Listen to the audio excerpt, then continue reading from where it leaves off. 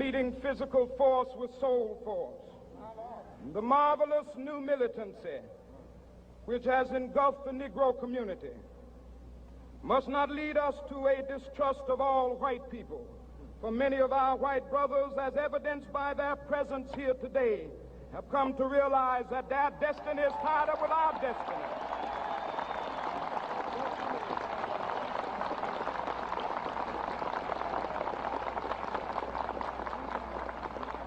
And they have come to realize that their freedom is inextricably bound to our freedom. We cannot walk alone. And as we walk, we must make the pledge that we shall always march ahead. We cannot turn back. There are those who are asking the devotees of civil rights, when will you be satisfied? We can never be satisfied as long as the Negro is the victim of the unspeakable horrors of police brutality. We can never be satisfied as long as our body is heavy with the fatigue of travel, cannot gain lodging in the motels of the highways and the hotels of the cities.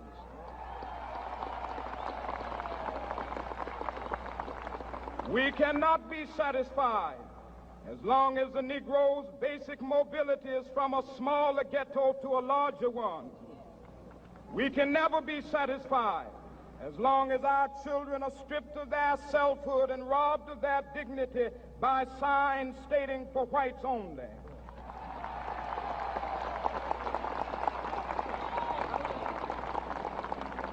We cannot be satisfied as long as a Negro in Mississippi cannot vote and a Negro in New York believes he has nothing for which to vote.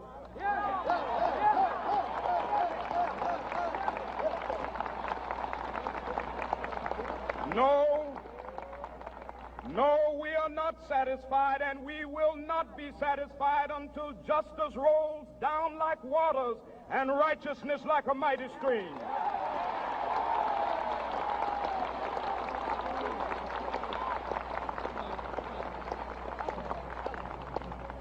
I am not unmindful that some of you have come here out of great trials and tribulations. Some of you have come fresh from narrow jail cells. And some of you have come from areas where your quest for freedom left you battered by the storms of persecution and staggered by the winds of police brutality. You have been the veterans of creative suffering. Continue to work with the faith that unearned suffering is redemptive. Go back to Mississippi. Go back to Alabama. Go back to South Carolina. Go back to Georgia. Go back to Louisiana. Go back to the slums and ghettos of our northern cities, knowing that somehow this situation can and will be changed. Let us not wallow in the valley of despair. I say to you today, my friend,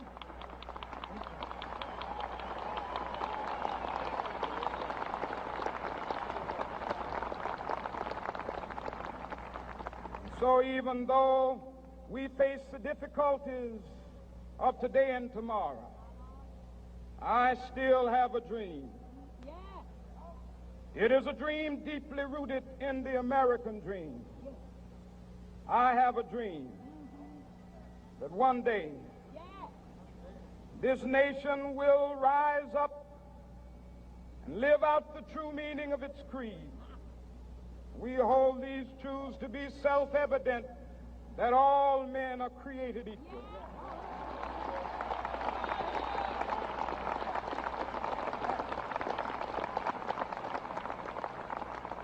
I have a dream that one day on the red hills of Georgia, the sons of former slaves and the sons of former slave owners will be able to sit down together at the table of brotherhood.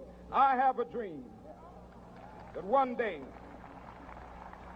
even the state of Mississippi, a state sweltering with the heat of injustice, sweltering with the heat of oppression, will be transformed into an oasis of freedom and justice. I have a dream that my 4 little children will one day live in a nation where they will not be judged by the color of their skin, but by the content of their character. I have a dream today.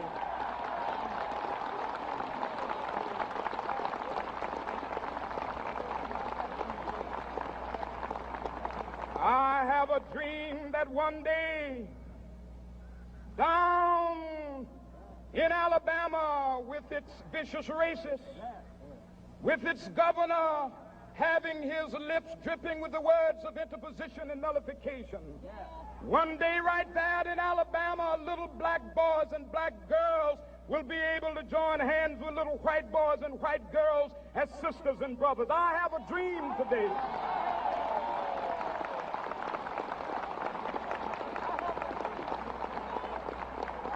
I have a dream that one day every valley shall be exalted, and every hill and mountain shall be made low. The rough places will be made plain, and the crooked places will be made straight, and the glory of the Lord shall be revealed, and all flesh shall see it together.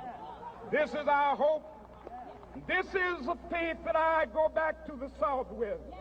With this faith, we will be able to hew out of the mountain of despair a stone of hope. With this faith, we will be able to transform the jangling discords of our nation into a beautiful symphony of brotherhood. With this faith, we will be able to work together, to pray together, to struggle together, to go to jail together, to stand up for freedom together, knowing that we will be free one day. And this will be the day. This will be the day when all of God's children will be able to sing with new meaning, my country, tears of thee. Sweet land of liberty, of thee I sing. Land where my fathers died, land of the pilgrim's pride. From every mountainside, let freedom ring. And if America is to be a great nation, this must become true. And so let freedom ring. From the prodigious hilltops of New Hampshire, let freedom ring. From the mighty mountains of New York, let freedom ring. From the heightening Alleghenies of Pennsylvania, let freedom ring. From the snow-capped Rockies of Colorado, let freedom ring. From the curvaceous slopes of California. But not only that, let freedom ring from Stone Mountain of Georgia. Let freedom ring from Lookout Mountain of Tennessee. Let freedom ring from every hill and molehill of Mississippi, from every mountainside. Let freedom ring. And when this happens, and when we allow freedom ring, when we let it ring from every village and every hamlet, from every state and every city, we will be able to speed up that day when all of God's children, black men and white men, Jews and Gentiles, Protestants and Catholics, will be able to join hands and sing in the words of the old Negro spiritual, free at last, thank God Almighty, we are free at last.